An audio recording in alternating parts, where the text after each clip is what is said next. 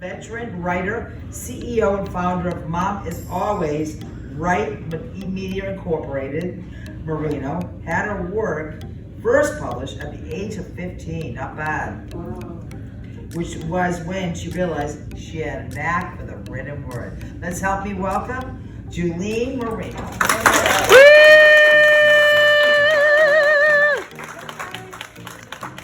I'm the get on my TikTok because I'm that short. Hey!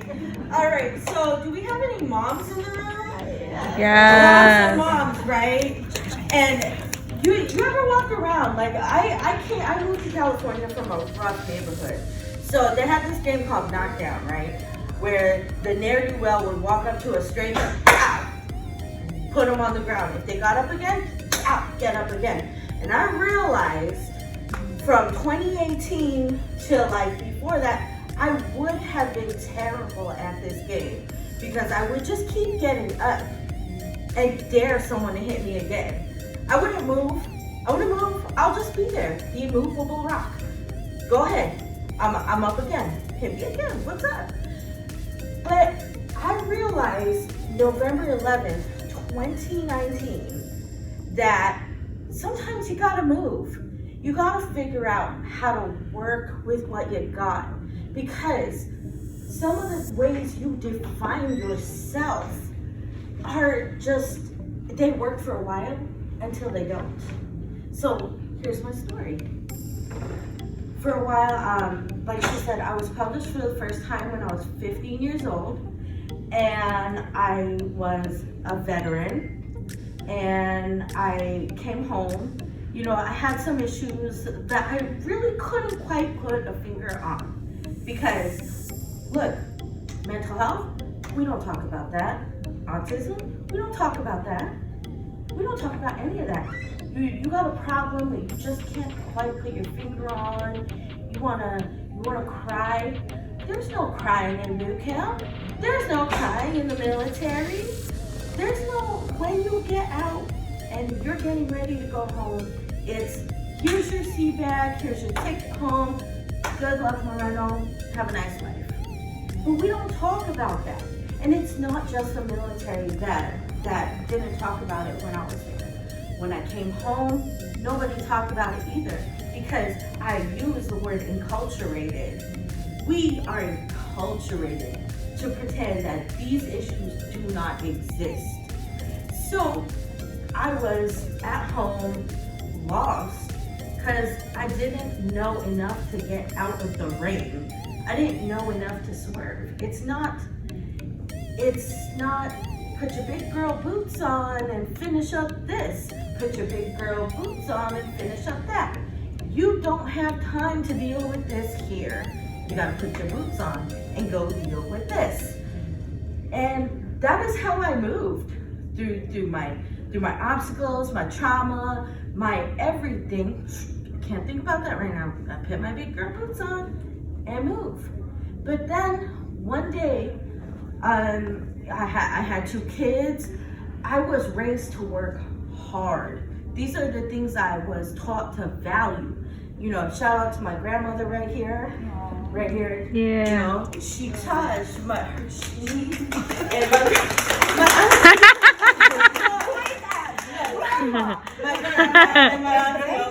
my grandmother, my mother, and my father. My father worked long hours for the post office.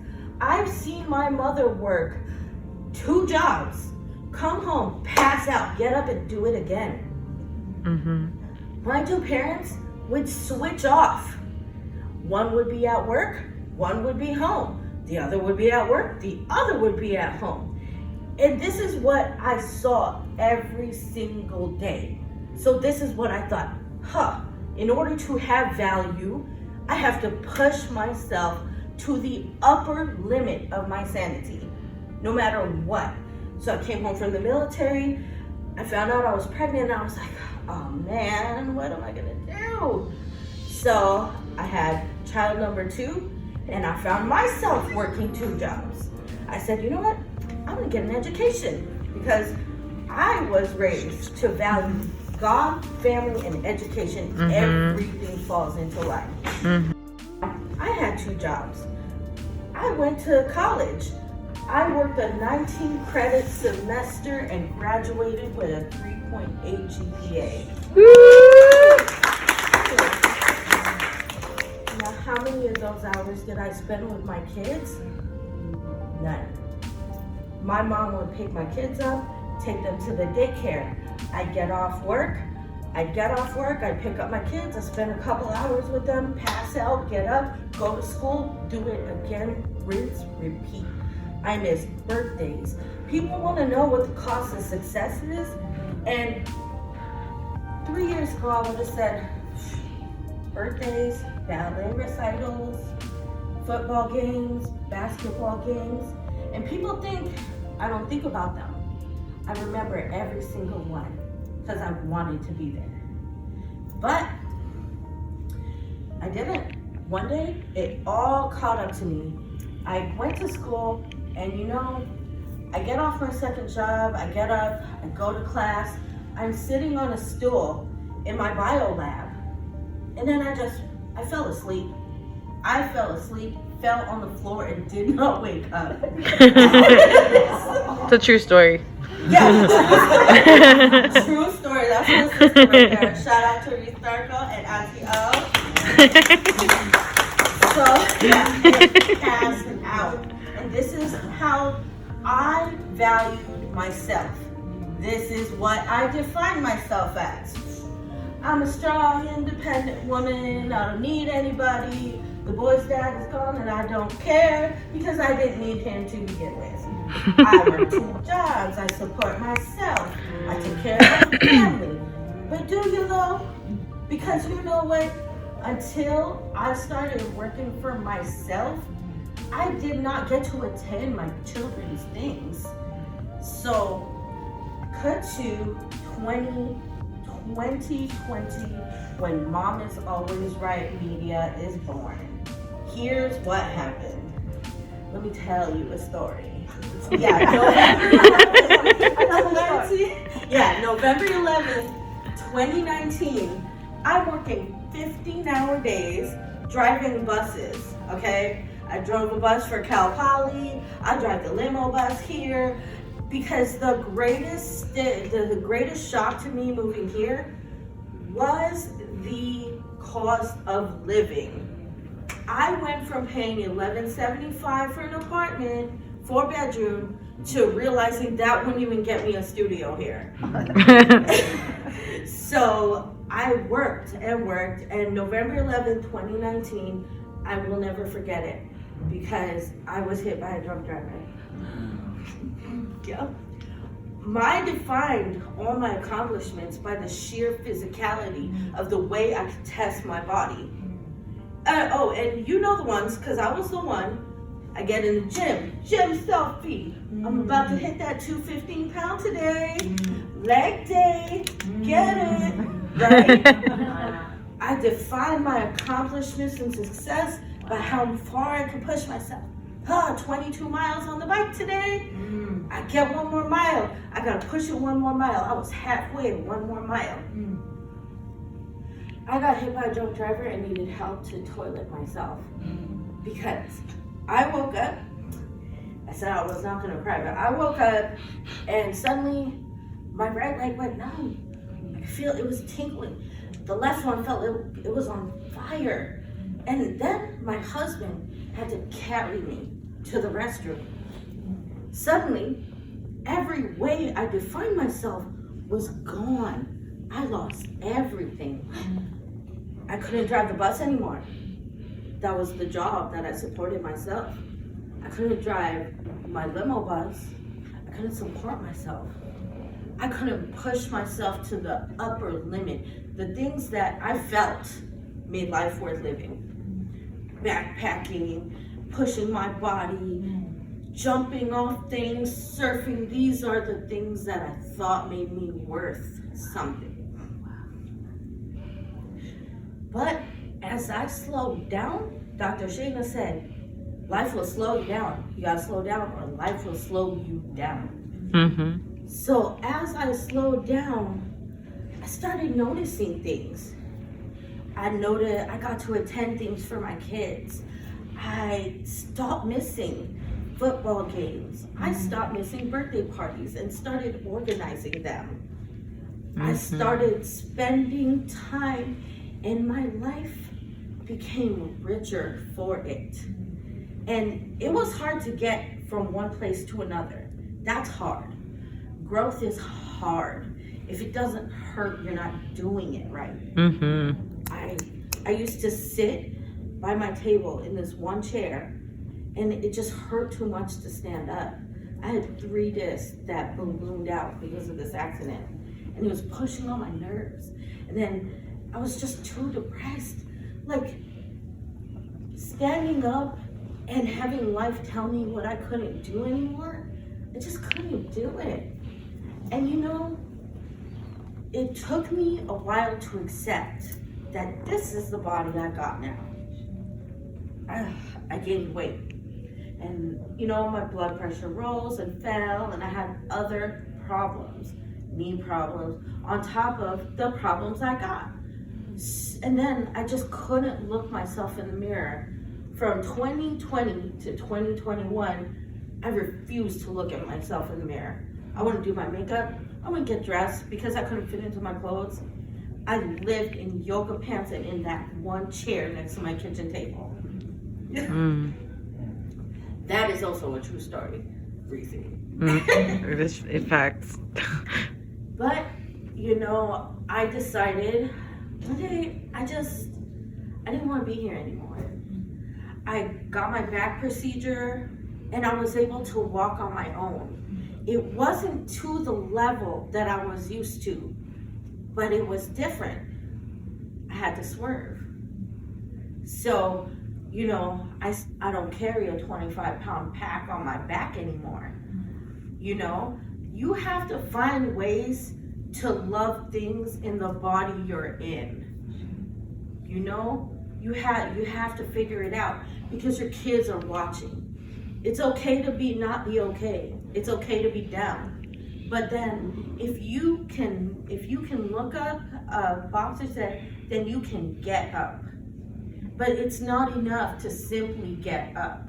That is step 1. Step 2, swerve. So I needed a way to make a living. I started my company, Mom is Always Right Media. Why? I thought this would be beautiful because I need a platform. And you know, I didn't go to business school. I didn't go to a fancy business school. In fact, my first year in business, I almost lost everything because I wanted to do everything. I didn't know how to niche down. So I learned a million ways not to run a business. The point is, you're gonna make mistakes, swerve.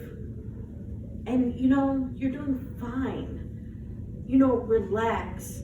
Stop defining your accomplishments and yourself by things you cannot control.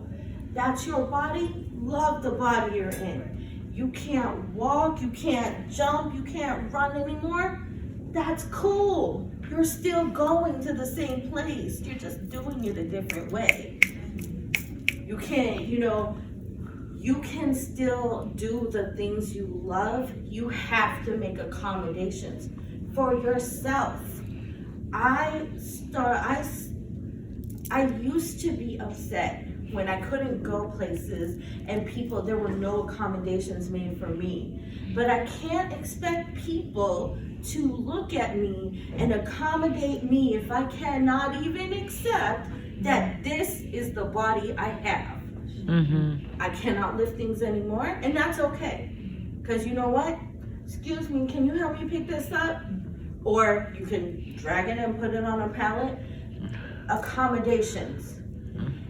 You can make accommodations for yourself. Other people will make accommodations for you. Do not be afraid to ask for what you need. I needed help. I refused to ask for it. You know what? I was faced with either lift this on my own or ask for help. So you know what I do? I call my son. but you know, all that to say is, moms, why are we so hard on ourselves? Why do we have to define ourselves and our abilities one way? I was in a rollator for 8 months and I still got around. Sometimes I had to sit on my bottom and shuffle my little stuff around the grocery store or wherever I needed to be on my feet, but I got there. Maybe not as fast as I wanted to, but that's okay. The other part of accepting this body was the guilt I felt as a mom. I was feeling guilty for all the time I missed because seeing all this stuff told me how much time I missed. And then once I saw this, that I felt guilty because there were things I couldn't do with them anymore. So when I had the body to do it, I didn't. When I did not have the body to do it, I couldn't.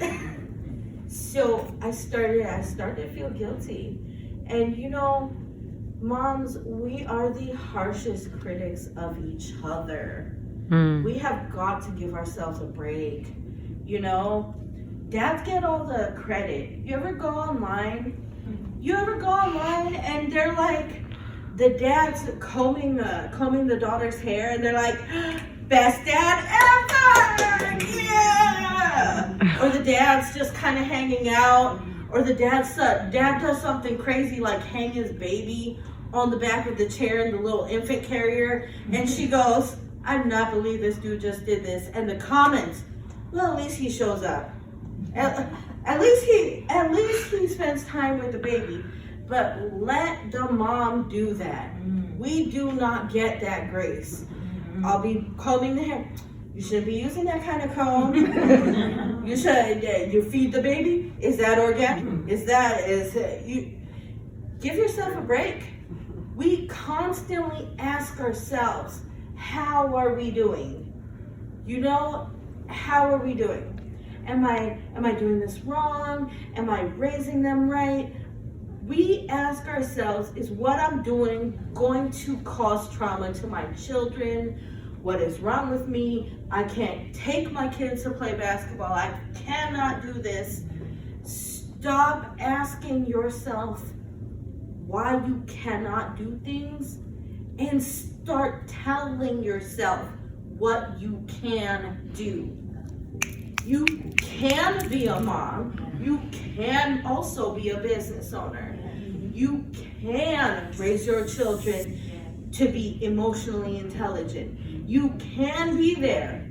You can use organic food, not use organic food. You can parent the way you want to parent. You can parent without the input of other people. Right? That part. Right? So, you know, just say, Mom, relax. You're doing fine. We do not tell ourselves we're doing fine enough. Yes. And this is a fact. So all you moms out there, turn to the moms in the room and say, relax, Mom. You're doing fine. Relax, Mom.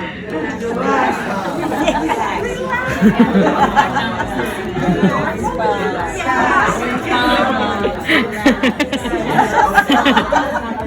That is my story. We gonna be all right. My sister, my father, and my son, and all of you for listening to my tale. She's amazing. Yes.